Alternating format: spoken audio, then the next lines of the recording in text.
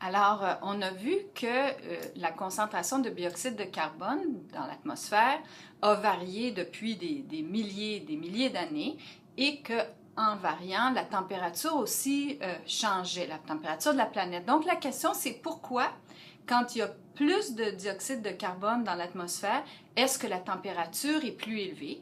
Alors, pour répondre à cette question-là, on va regarder dans mon écran la figure que j'ai mise pour vous.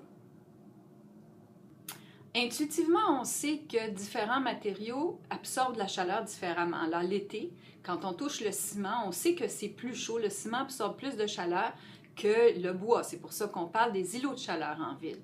Alors, le dioxyde de carbone, comme molécule, il a la propriété d'absorber la lumière au niveau de l'infrarouge. Et l'infrarouge, c'est la chaleur.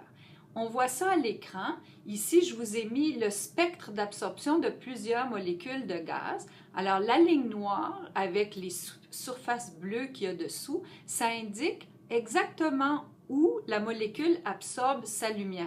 Alors, vous voyez que le dioxyde de carbone, par exemple, n'absorbe pas de lumière dans le visible, qui sont la barre colorée bleu, vert, jaune et rouge, mais plutôt qu'il absorbe dans l'infrarouge, donc dans des longueurs d'onde qui sont plus bas que le rouge. Ça, c'est la chaleur. Alors, quand on met du gaz carbonique dans l'atmosphère, à cause de sa nature chimique, cette molécule-là, elle va capter la chaleur. Alors, je dis souvent que c'est comme si on prenait un gros duvet puis qu'on le mettait autour de la planète.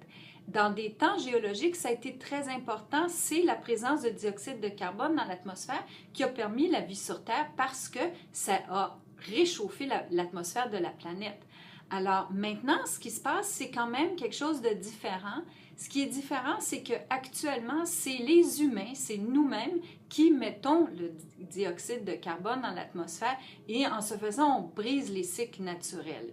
Alors, on va regarder un deuxième graphique. C'est un graphique qui a été produit par le groupe intergouvernemental d'experts sur le climat. C'est un groupe très prestigieux. Ils ont reçu un prix Nobel pour leurs travaux.